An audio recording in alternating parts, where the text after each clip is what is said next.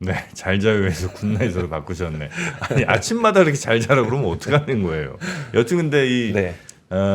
이 프로님도 얘기를 좀 하기는 했습니다만, 들몰, 홍삼, 예, 정말 금산. 제가 또 대전 아니겠습니까? 그렇죠. 대전 옆에 네. 금산 있잖아요. 예, 금산 그 추부 쪽에 네. 그 깻잎이 유명한데 네. 거기에 이제 전 여자친구가 있었습니다. 추부면, 예, 참 예뻤어요.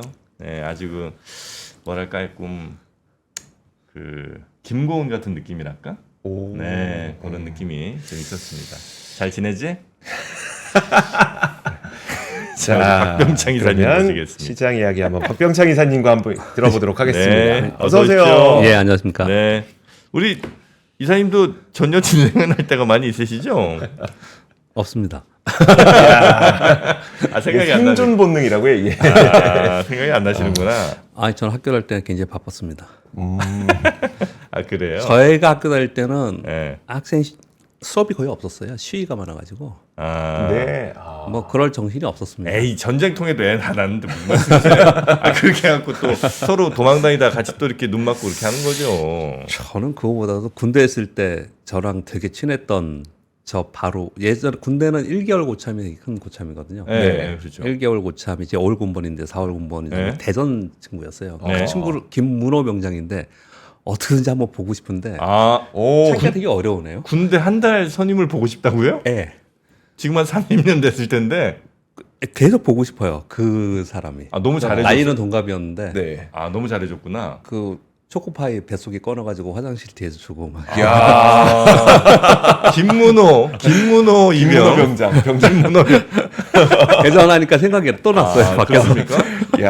이 대전 사람들이 착한가 봐. 그러니까. 네. 자, 김문호 병장님, 저희 3프로로 연락 주시면 연락 저희가 주세요. TV는 사랑을 싣고 그 스타일로 한번 연출해 보겠습니다. 아침에 오실 때 뒤에서 스튜디오 뒤에서 고사면 레이드. 그냥 대전에서 생각났고요. 네. 그 김문호 병장이 동갑이었는데 네. 대전에 여자친구들이 많더라고요. 대전 왜? 김문호 병장의 여자친구? 예, 대전에 많았어요? 예. 대전 쪽에 김문호 병장 알고 계신 분은 저희한테 남겨주시면 저희가 연결을 해드리도록 하겠습니다. 와, 김문호 씨. 그래도 아침에 시작을 좀 웃으면서 시작을 할 수가 있었던 거는 자, 지난주에 네. 미국 시장은 올해 가장 큰 폭으로 상승했습니다. 그러니까 다시 좀 그동안에 한 2주 동안에 걱정했던 것을 다 만회하는 그런 상승이 있어서 그나마 이제 일단 한숨 돌리고 다시 시장 보는 그런 상황이 되었다. 그렇게 좀 해석하면 될 것 같습니다. 네네네. 순환으로 다우가 2.9%인데 금요일날 말씀드렸다시피 다우 지수는 무슨 일이 있었어? 이런 움직임이었고요. 전혀 뭐 여기는 등락이 크지 않았고요. 나스닥이 많이 빠졌으니까 당연히 더 많이 올라와서 5.29% 올랐어요. 주간으로. S&P 500은 3.9%. 그래서 올해 주간 상승률은 가장 큰 폭으로 상승을 했습니다. 그래요. 주 지표들의 등락폭도 지난 주에는 좀 이렇게 크지 않았고요. 네. 3년 만기 국채 수익률 3.8, 2년 만기가 4.05로 비교적 요 근처에서 계속 움직였습니다. 이렇게 움직였던 것은 이제 CPI가 예상 수준으로 나왔고요. 그리고 금리 인하에 대한 기대감이 좀 있는 상태에서 그런 가운데 소매 판매가 MOM으로 1%가 나왔습니다. 그래서 경기에 대한 우려가 좀 잠식되면서도 그리고 인플레이션 지표 좀 떨어졌다. 그러다 보니까 국채 수익률이 좀 오르고 이런 모습이 나타난 게 지난주였는데 저는 어떻게 설명을 했냐면 지난주 후반에 자사주 매입 금지 기간이 종료됐고 옵션 만기일이 있기 때문에 개별 종목의 옵션 거래나 선물 거래가 많은 종목들은 수급적 이유에서도 반등이 굉장히 컸을지 않았을까라고 저는 좀 생각을 합니다. 주간으로 엔비디아가 18.9% 상승했습니다. 한 주 동안. AMD 10%, 마이크론 테크놀로지 16% 상승했고요. 필라델피아 반도체 지수가 9.78% 지수인데 애플이 4.5%, 테슬라가 8% 이렇게 개별 종목들이 급격하게 떨어진 종목이 다시 또 급격하게 올라오면서 지수를 다시 원위치했다라고 보시면 되고 네. 가장 큰 폭으로 상승했다라고 지금 설명을 드렸는데 시장이 그래도 정고점에선 떨어진 이제 고점에선 떨어진 상황이죠. 그렇지만 여기서 추세적으로 무너질까 걱정을 했었는데 그런 부분들을 좀 많이 하는 상황입니다. 차트 먼저 보겠습니다. 그냥 먼저. 이게 S&P 500의 주봉입니다. 3주 동안 빠졌고 요걸 설명을 그동안에 계속 우리 매일매일 얘기한 네, 거잖아요. 네, 네. 왜 이제 BOJ 금리 인상 한 그때부터 시작을 해서 막 빠지기 시작을 하고 그러면서 급락해서 반등한 게 그 지난주가 아니고 직전 2주 전이고요. 네. 그래서 요건 반등이 이해가 돼요. 이럴 수가 있습니다. 이거는 4주차에 급락을 했으니까. 그런데 지난주에 반등은 엄청 센 거예요. 그래서 이 추세 위로 올라왔고요. 여기서 이번 주에 먼저 뭐 이거 보여드렸으니까 이번 주가 어떨 것 같습니까? 이거 더 올라가면 신고지수 나버려요. 네. 지수가 신고지수 나버립니다. 아, 야, 그러면 이렇게 난리를 쳐놓고 다시 신고지수야? 안 돼, 안 돼. 뭐 이제 2주 이런 만에. 생각을 할 수가 있을 네. 거 아니에요. 그러니까 지수에 대한 부담은 있는 상태로 온 거예요 이번 주는. 그래서 아마도 개별 종목으로 집단으로 움직일 가능성은 있는데 지수가 신고가하면서 막 이렇게 양봉을 크게 치고 가기에는 이번 주 좀 부담스러운. 그러니까 지수 자체는 좀 부담스럽지 않나 이렇게 네. 좀 보여지고요. 이건 엔비디아입니다. 많이 왔죠. 거의 비슷하네요. 127달러까지 왔습니다. 140이 최고점이고요. 130달러 살짝 위에가 그냥 종가 기준으로 고점입니다. 이것도 거의 다 많이 왔죠. 그런데 이제 엔비디아는 다음 주에 실적 발표가 있는데 네. 이번에 H100 그 H100 요게 이제 이걸로 G100, G200으로 넘어가잖아요. 네. 그 사이에 혹시 뭐 그러니까 기간의 텀이 좀 있지 않았을까라는 우려들을 지금 하고 있는 상황이에요. 네. 근데 요거 실적 발표할 때 어떻게 실제로 나오는지 하고 그리고 가이던스가 어떻게 나오는지 향후 요 부분에 따라서 엔비디아가 이거 다시 위로 올라서면 지수도 좀 올라가지 않을까요?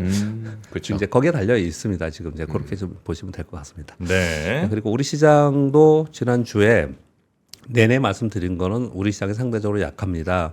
미국은 갭 하락 두 개를 다 메우고 올라가는데 우리는 하단 부분에 있는 갭도 메우지 못하는 그런 상황이었거든요. 네. 무슨 말씀 드리려고 하냐면 이것도 그냥 차트 볼게요. 이 갭하락이 이거 지금 주봉인데 일봉으로 두 번 하락을 했는데 요 두 번째 하락한 요 갭이 있잖아요. 네. 이걸 못 메우고 맨날 헤매고 있었어요. 우리는 그냥 이걸 못 메우고 있었는데 지난주 금요일 날 급등을 하면서 다 메워버렸습니다. 지난주 금요일 날 SK 하이닉스가 7% 올랐어요.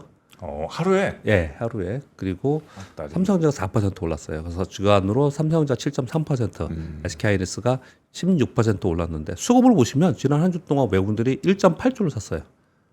1.8조. 예, 예. 많이 샀다. 이 중에 이제 금요일 날 1.2조를 샀습니다. 1조 2천억. 그 역시 우리 시장은 외국인 지수는 다른 건 모르겠고 지수는 외국인 들어와서 조 단위로 사야지만 지수가 이렇게 힘을 받는 거죠. 그러니까 외국인들이 그동안 7월 15일 이후에 팔면서 우리 시장이 상대적으로 계속 약했고 남들 반등하는 동안 외국인들은 우리 시장을 좀 사주지 못했어요.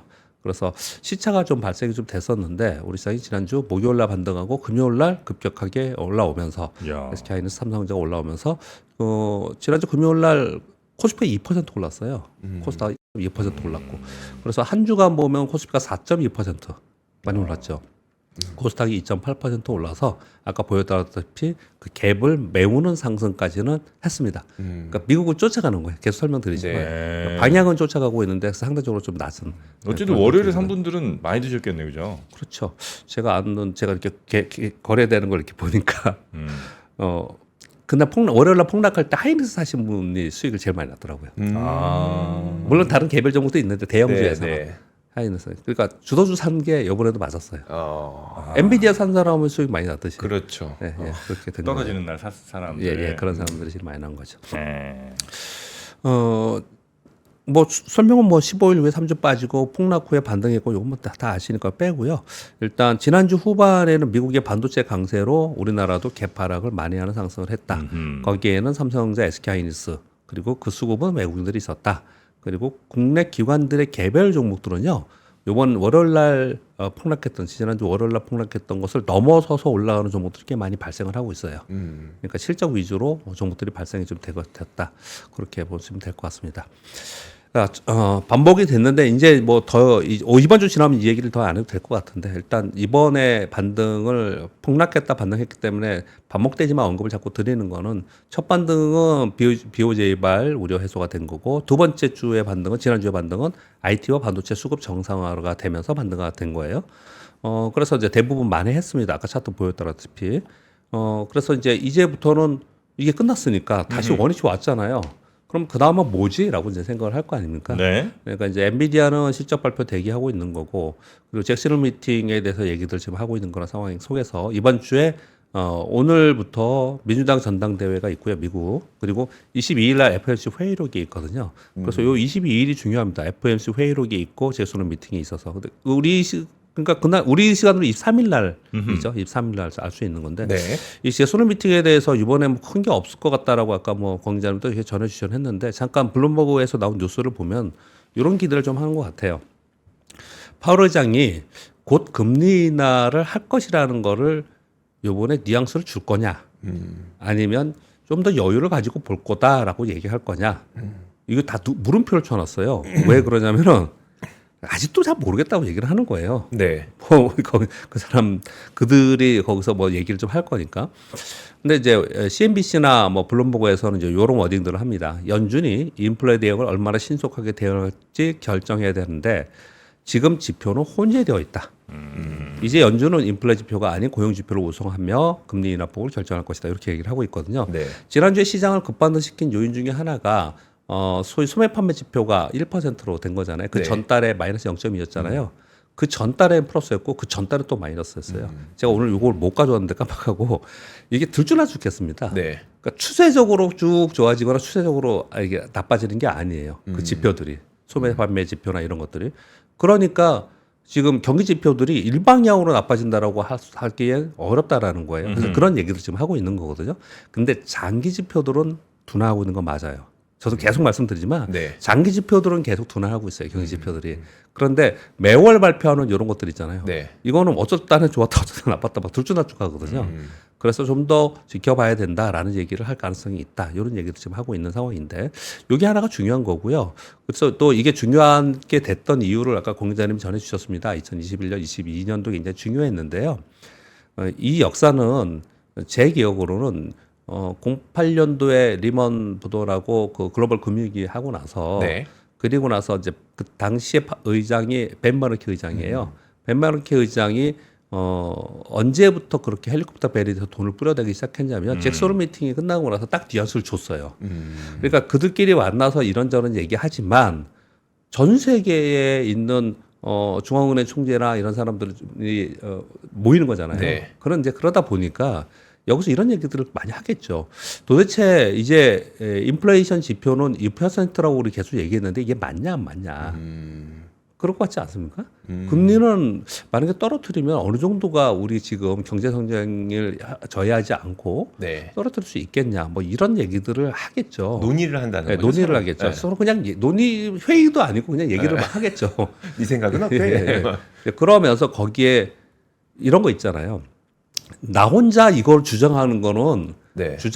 좀 잘못되면은 자칫 틀리면은 욕 먹을 수도 있고 힘들잖아요. 네. 근데 그런데 모여서 논의를 해서 이런 얘기를 했다. 이렇게 하면은 나 혼자 덤태기서는 아니잖아요. 그렇죠. 같이 논의를 한 거니까 그런 얘기가 뭐가 나올까를 이제 시작해서 생각을 하는 거예요. 그래서 이거 여기에는 기준금리는 자꾸 얘기를 하는데 그게 아니고요. 왜 그때 이 벤 바르키 의장이 잭소론 미팅 끝나고 이런 얘기를 했냐면은 시장이 굉장히 큰 변동성을 가질 때 이걸 어떻게 대처해야 되느냐에 대한 논의들을 잭소론 미팅에서도 하지만 G7 재무장관 회의 요런 때 해요. 네. 요런 때 많이 모여서 이렇게 하거든요. 혼자서 하기보다는 모여서 하거든요. 그래서 이번에는 아마 경기에 대해서 얘기할 가능성이 상당히 있는데 경기에 대해서 여기서 전반적으로 좀 긍정적이게 나오면은 상당히 또 지금부터 이후는 그 이후에는 시장의 이 전체적인 이 흐름은 기준은 좀 달라질 가능성이 있어요. 네. 어떻게 나올지 한번 좀 살펴볼 필요가 있는데 거기서 또 하나 더 시장에서 관심이 있는 거는 일본의 총재 뭐 그만둔다고 했는데 이번에 여기 갑니다. 우에다 총재가 여기 가서 지난번에 너네 금리 상해지 않았냐 그리고 어떤 생각을 하고 어떻게 할 거냐라는 질의에 대한 답변이 예정되어 있다고 합니다.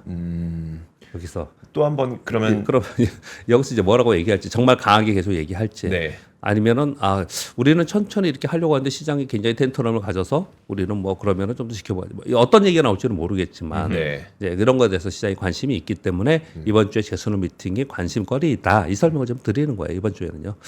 그리고 민주당 전당대회에는 이제 섹터 영역을 주겠죠. 그렇게 보시면 될 것 같고요. 우리나라는 지난주에 내내 설명드렸던 이 두 번째 개파락도 못 메우고 헤매고 있었다 그랬는데 금요일 날 상승으로 인해서 다 넘어섰습니다. 지수도 넘어섰고 지수가 개파락의 종가가 2,676인데 이거 넘어섰잖아요. 2,700포인트 넘었으니까. 그리고 삼성전자도 75,600원인데 8만 원 넘었으니까 둘 다 더 넘어선 겁니다. 넘어섰다는 표현이 뭐냐면 지금 이게 코스피가 여기 지금 갭을 메웠잖아요. 그리고 그 위로에까지 있잖아요. 이 종가 위로. 네. 그렇듯이 이 삼성전자도 지금 그런 거예요. 음흠. 예, 요렇게 요걸 지금 제가 설명을 드리는 거예요. 근데 지금 미국하고 비교해 보면 우리 갈 길이 좀 더 있죠. 네. 미국은 있죠. 뭐냐면 이 선 추세선의 위에가 있는 거잖아요. 네네. 그럼 우리나라 지수로 따지면 한 2,750에서 2,800 사이 정도에 있어야 되는 거에 비슷하게 보면 네. 그러니까 우리가 지금 상대적으로 약한 상황에 있습니다. 그 상황 속에서 미국은 지금 양봉을 3개 내면서 이게 2개 내면서 급하게 올라왔잖아요.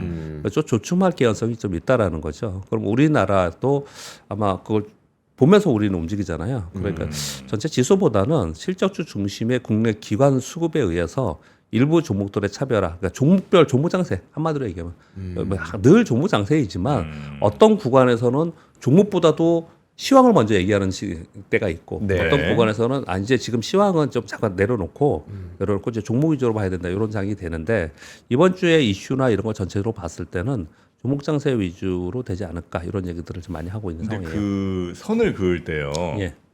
제가 이제 워낙 이제 차트 네네, 바보긴 예. 한데 이게 뭐 하단 쭉 있거나 상단 쭉 있거나 이렇게 이제 하시잖아요. 예, 예. 그럴 때 어떤 시장은 혹은 어떤 종목은 이게 변동이 이제 크게 예. 왔다 갔다 하면서 예. 가니까 지금 현재 있는 시점이 예. 하단 있는 것보다 더 위에 있을 수도 있고 예. 어떤 애들은 변동이 매우 작아서 예.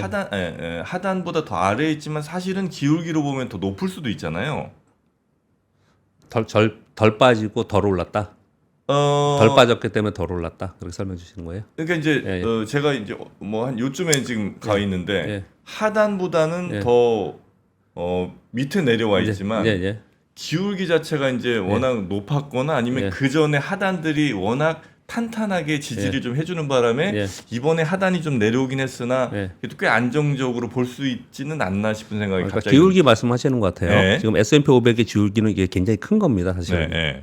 이 전의 기울기 보세요. 전의 기울기 이런 기울기였잖아요. 네. 이번 기울기는 이런 가파라졌죠. 기울기였잖아요. 예, 네. 가파라졌잖아요. 그러니까 지금 말씀 주신 건 이게 가파르기 때문에 많이 떨어졌다 하더라도 반등도 커서 아직까지 여기에 있을 가능성이 있다라고 맞추시는 것 같아요. 뭐 그런 것 같습니다. 그렇게 비슷하게 주시는 것 같은데 네. 그렇게 보면은 우리 시장을 보면요. 우리 시장은 훨씬 가파르게 왔죠. 훨씬 많이 빠졌잖아요. 네. 이 저점을 보면. 네. 그래서 열심히 왔지만 여기까지 뿐이 우리 못 왔다. 요렇게 그럴 가능성도 있다. 이렇게 주시는 거 하고 네. 또 하나는 이 기울기가 우리는 지난번의 기울기와 이번 기울기가 비슷해요. 네. 근데 S&P 500을 기울기를 보면은 얘는 이런 기울기에서 이렇게 이런 기울기로 됐잖아요. 네. 일단 첫 번째 그럼 정리해서 말씀을 드리면 기울기가 가파라지면은 주가 변동성 훨씬 커지는 거죠. 네. 가파르다는 얘기는 훨씬 커지니까 위쪽으로 기울기가 높았다는 얘기는 아래쪽도 기울기가 훨씬 더 가파른 거예요. 네. 그래서 기울기에서 이게 개인의 각도론이라는 차트 이론입니다. 네. 기울기에서 벗어나면 그 기울기로 다시 돌아오는 성향이 있어요. 네. 그래서 40도, 50도로 가던 종목이 어느 날 갑자기 어떤 재료가 나와서 90도로 수직으로 올라가. 네. 그러면 걔네들은 그대로 가지 않고 다시 내려오려고 하거든요. 다시 내려오는. 그러면 지금 정프로님 말씀 주신 대로 아래로 90도로 수직으로 내려가. 네. 그러면 걔도 다시 올려오는 성향을 갖잖아요. 근데 기울기가 워낙 가파랐기 때문에 많이 내려갔기 때문에 상대적으로 좀 아직까지 만회를 못할 수도 있지 않냐라고 지금 주시는 것 같아요. 네. 근데 이 차이는 무슨 차이냐면 지금 조금 더 설명드릴게요. 네. 대형주는 이 기울기가 완만하겠죠. 그렇죠. 대형주는 완만하겠죠. 지금 말씀드리는 중소형주 중에서 막 어떤 거는 막 상한가하고 막 치고 가고 그러다가 막 빠지고 이런 거는 굉장히 이게 가파를 거 아니에요. 네. 그렇죠? 근데 우리는 그게 왜 중요하냐면 그 기울기에 맞게 거래 날짜, 거래 일수나 거래 내가 목표 주가를 바꿔야 되는 거거든요. 네. 그 기울기에 따라서. 그러니까 어떤 주식은 전프로 말씀 주신 대로 완만하게 움직이면서 안전하게 움직이는 주식은 그 완만하게 사서 오늘 사서 내일 수익 날 생각을 하지 말고 그 기울기에 따라서 내가 수익을 목표치를 생각해야 되는 거고 네. 이게 굉장히 가파른데 뭐 90도로 올라가면서 막 가파르게 오는 점을 내가 잡았어. 네. 그래 놓고 이거를 뭐 짧게 움직이는 거잖아요. 근데 굉장히 완만한 대형주처럼 나는 이걸 기다렸다가 한두 달 지켜봐야지. 이렇게는 하면 안 된다는 네. 얘기예요. 요게 뭐 예를 들면 80년대나 2000년대나 2020년대나 예. 차트에 의한 분석은 거의 뭐 대동소이합니까? 그러니까 달라진 게 없어요.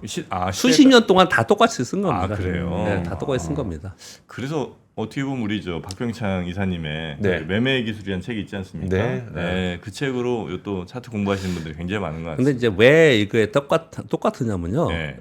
이것도 비판하시는 분도 많잖아요. 이게 뭐 중요해? 결과론적으로는 이런 사건이 있었기 때문에 결과가 이게 나온 거 아니야라고 하는 네, 거잖아요. 네, 후행적이죠. 그렇죠, 맞아요. 예, 후행, 이거 맞습니다. 후행적인 분석일 그 뿐이다. 말이 맞아요. 네. 그런데 저는 이걸 되게 중요하게 보는 이유는 첫 번째, 이렇게 만들어지는 전에 있었던 그 이유들이 있을 거 아니에요. 네. 그 이유들의 분석이 너무 어렵잖아요. 네.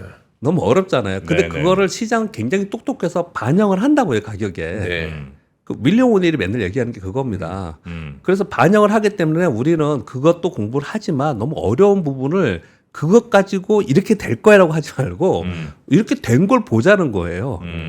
그게 반영이 된 거니까 후행하지만 네. 그걸 보자라는 거 하고 또 하나는 이렇게 된 거는 사람들이 차트라는 거는 양봉이 났다는 얘기는 사람들이 가격을 위로 샀다라는 얘기잖아요. 네. 음봉이 났다는 얘기는 가격을 팔았다는 거잖아요. 네.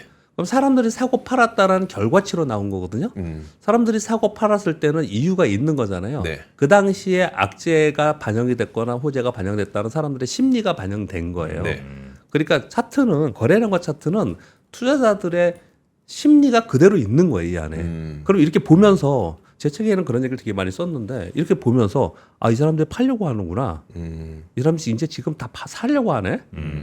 지금 그 차트를 보면은 그 사람들의 지금 상황이 심리가 네네. 읽혀지는 거잖아요. 그 정도까지만 보자. 그래서 뭐 맨날 보여드리는 건 아니잖아요. 네. 네. 지금 아까도 제가 질문 드렸듯이 지금 S&P 500 주봉이 양봉 이렇게 크게 나면서 특히 지난주 같은 경우에는 올해 가장 큰 폭으로 상승을 했는데 주간으로 네. 했는데 이번 주에 여기서 이제 신고가 날 거야 그러면서 팍팍 치면서 막 그냥 앞으로 이제 신고가 나면서 날아갈 거야 이렇게 할 것 같냐고요. 우리 나머지 뒤에 있는 뭐 금리 뭐 백수를 다 그런 거 다 빼고 네.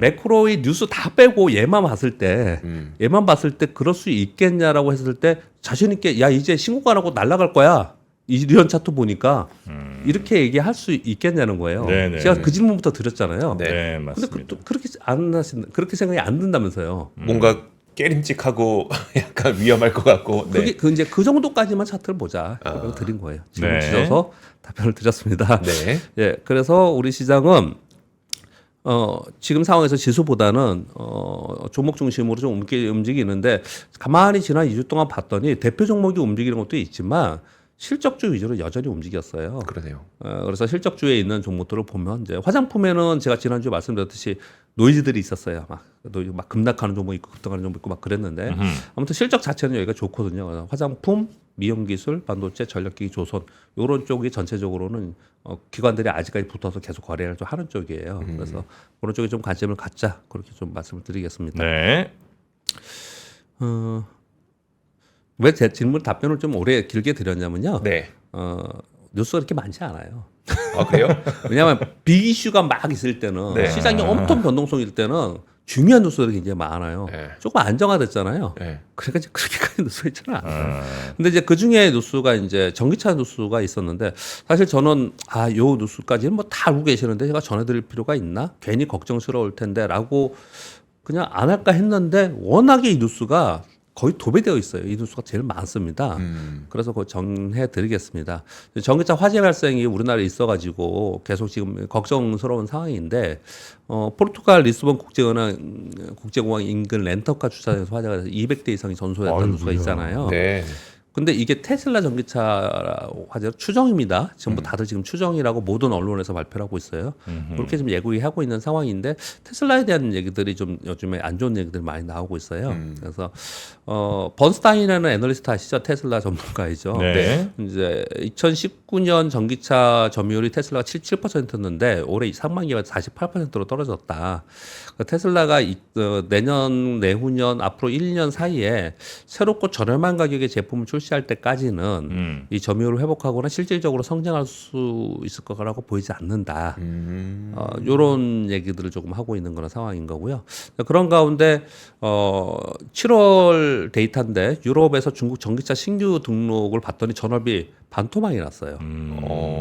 그래서 전체적 물론 이건 이제 고율 관세 때문에 그러는데 전체적으로 이쪽에 계속 지금 안 좋은 상태에 있거든요. 네. 근데 진짜 이쪽을 잘 아시는 분이라면 저는 이거는 경험입니다. 이 업계를 얘기하는 게 아니고 온갖 악재가 다 터져 나올 때 있잖아요. 네. 근데 그럴 때 그런 쪽에 관심을 보이시는 분들이 있기는 있거든요. 근데 지금이 그런 때인가 아닌가는 진짜 이쪽에 전문가여야지 돼야 된다고 생각을 네. 하고요. 네. 그리고 저는 그거는 제가 주장을 못 하겠지만 어떤 건 제 경험적으로 말씀을 드릴 수 있냐면 우리 이제 캐즘 얘기가 나오는 건 왜 그러냐면요. 캐즘이라는 거는 새로운 기술, 새로운 상품, 새로운 게 나왔을 때 그것이 우리 일상에 들어오기까지의 기간의 텀 사이에 캐즘이 생기는 거예요. 네. 그래서 우리 캐즘이란 말은 그래서 나쁜 말이 아닙니다. 향후 성장성을 전제로 했을 때 캐즘이란 말을 해요. 근데 우리 전기차를 배터리나 전기차를 캐즘이라고 우리가 용어를 쓰고 있지 않습니까? 네. 근데 그 사이에 기술 발전이 되고 어떤 데는 뭐 그냥 문 닫고 어떤 데는 살아남고 계속 그런 과정이 있거든요. 네. 그러면서 나중에 진짜로 상용화되면서 더 이걸 상용화되는 일상이 다 쓰는 네. 그런 시기가 되면은 캐즘 전하고는 되게 많이 다른 상황이 양상이 되거든요. 지금 이런 것도 요번에 그래서 미국인가에서 어디서 발표를 했다면서요. 요번에 그 전기차 화재 때문에 이렇게 지금 시끄러운데 실제로 봤더니 가솔린차하고 하이브리드차하고 전기차 봤더니 가솔린차가 화재가 더 많이 난다면서요. 전체로 봤을 때 물론 대수가 커서 그런지 모르지만 그럴 수 있겠죠. 네. 네, 건수 자체는 훨씬 많다면서 네, 이제 네. 그런 얘기까지 지금 나오고 있는 건데 왜 제가 이걸 덧붙이냐면은 이런 것들이 나오면서 기술 발전이 되면서 새로운 게 나올 거라고 그런 거예요. 저는 주식 투자자로서 거기에 관심을 많이 갖는다는 네. 얘기를 하는 거예요. 그럼 계속 이게 나오면 그러면 전기차 화재를 방지하기 위해서 무슨 어떤 기술 써야 된다. 그럼 다음에 뭐 해야 된다. 이런 얘기 계속 나오잖아요. 그렇죠. 네. 그렇게 발전해 갈 거라는 것에 우리는 좀 포커스를 맞춰야 되지 않냐. 이거 자체보다는 그렇게 생각을 하고 있습니다.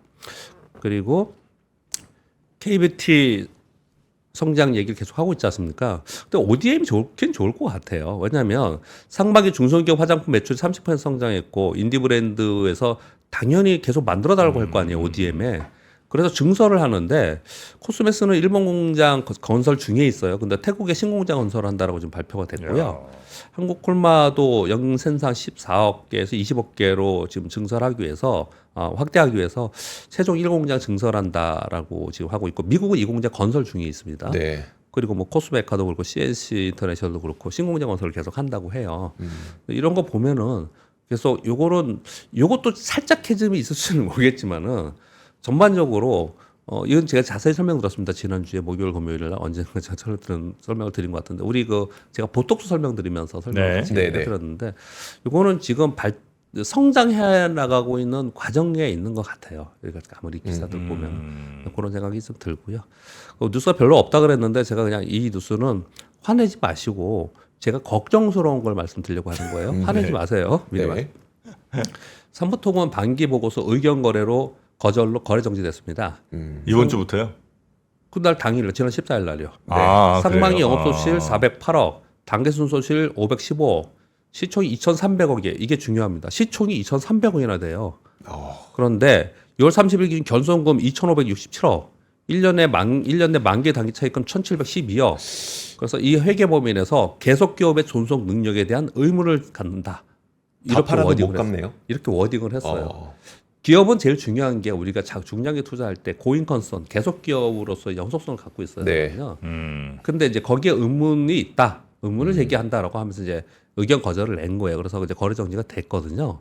근데 왜 요거에 토건에서 설명드리는 게 아니에요. 예시를 갖고 왔습니다. 그래서 네. 미리 화내지 마시라고 제가 말씀드렸습니다. 2024년 상반기에 관리 종목에 지정됐거나 거래 정지된 기업이 212개예요. 많다. 올해 상반기에만요? 예, 그렇게 212개. 많아요? 예. 코스피 49개, 코스닥 163개예요. 많네요. 네. 근데 제가 왜 이걸 경각심을 갖기 위해서 말씀을 좀 드렸냐면요. 이거 수급을 제가 캡처해 왔습니다. 네. 8월 1일부터. 이게 지금 가격이고 여기 개인이에요. 네. 이 1,000원짜리에 590만 주면 얼마쯤 됩니까? 59억 아닙니까? 네. 네. 이건 외국인이고 연 기관이거든요. 8월 1일부터 8월 12일까지 거래 정지 전까지 요 전에 13일, 14일 제가 안 껐는데. 걔네들이 계속 산 거예요? 네. 이렇게. 왜? 전문가가 샀을 수도 있겠지만 원래 이런 주식만 하는 전문가가 있긴 하니까 네. 그렇긴 하지만 2,300억이나 시가총액이 아직까지 유지가 되어 있고 이렇게 재무 상태가 계속 기업의 존속 능력에 의문이 있다는 기업을 이렇게 사가지고 거래를 한다? 그러면 전문가 이런 것만 하는 전문가가 하는 건 오케이. 자기네도 원래 리스크 짓고 하는 거니까. 네네네. 있잖아. 거래 정지된 종목 사는 사람들도 있어요. 시장에는. 아, 그래요? 그런 것만 하는 사람도 있어요. 관리 좀. 그러니까 그렇다 치자고요.